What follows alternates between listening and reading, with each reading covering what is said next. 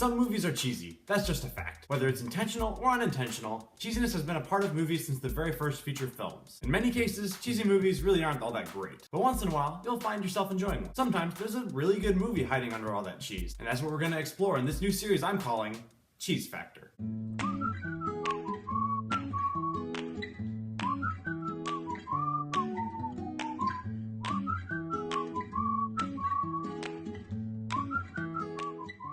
Left Behind 2, Tribulation Force. This movie is the sequel to the original Left Behind movie. It was released straight to DVD in 2002 and stars Kirk Cameron as the intrepid reporter Buck Williams, who, along with a pilot, his daughter, and a washed-up pastor, have discovered that the president of the UN is really the Antichrist. This is all happening a few weeks after the rapture. This idea is actually really solid, and I've heard that the books that these movies are based on are actually really well written. However, these original movies had a really small budget and not all that great screenwriters. But does a decent film exist underneath all of its standard definition fuzziness, subpar acting, and on-the-nose dialogue?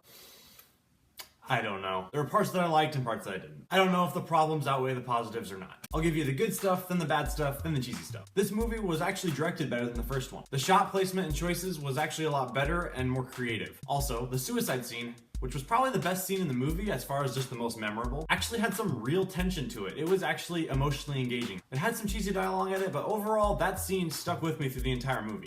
Buck and Chloe's relationship felt way more natural in this movie.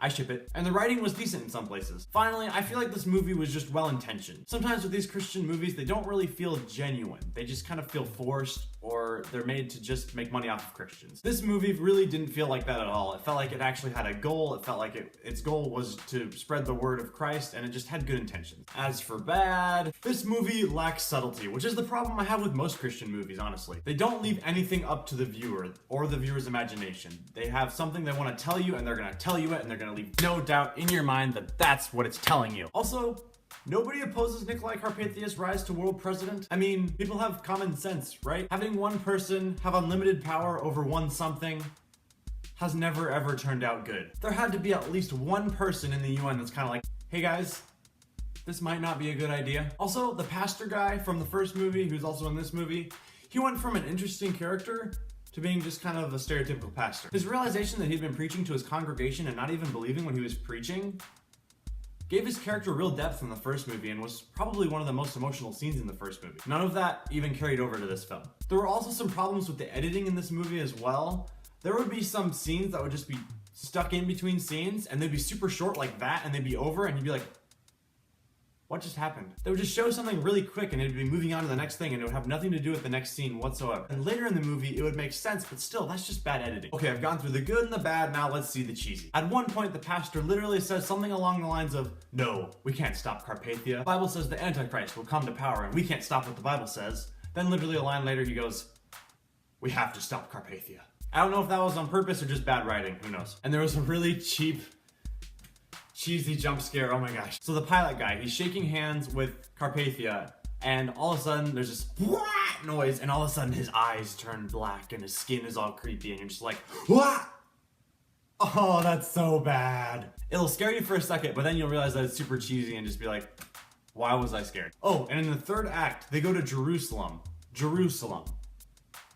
There are no Middle Eastern people in Jerusalem whatsoever. It's all white guys and black guys. And mostly white guys. There's a crowd scene where there's supposed to be a bunch of people from Jerusalem in this crowd, and it's all white people. There's even one guy with a huge handlebar mustache. It's terrible. Also, the sets in Jerusalem were just really cheap. You could really tell they were just on a stage. Also, all of the United Nations military guys all fired from the hip. None of them fired like this. It was just... For those of you who are not aware, that is the least accurate way to fire your weapon whatsoever, and no one would ever train you to fire your weapon like that. So, after all of that, on a cheese factor of 1 to 10, 1 being there's a little bit of cheese, but it's there on purpose and it actually adds some flavor to the movie, 10 being so cheesy and bad that it's good, I would give Left Behind 2 a 5. It's definitely cheesy, but it takes itself seriously, so it's kind of right in the middle. It wasn't trying to be cheesy, it's just that bad script and low budget led to all the cheesiness. Overall though, this movie wasn't a negative or painful experience for me to watch. I actually found myself enjoying parts of it. I don't plan on watching it again anytime soon, but if you're looking for something to be entertained by or just to laugh at, I'd recommend it to you. Anyway, that's about all I've got for this week. Thank you to Loudon for giving me this video idea for the name Cheese Factor. I really like it a lot. I have a couple more movies lined up for this cheesy rating system I've got. They should be fun. I think you'll enjoy them. So until next time, have a great week. Bye.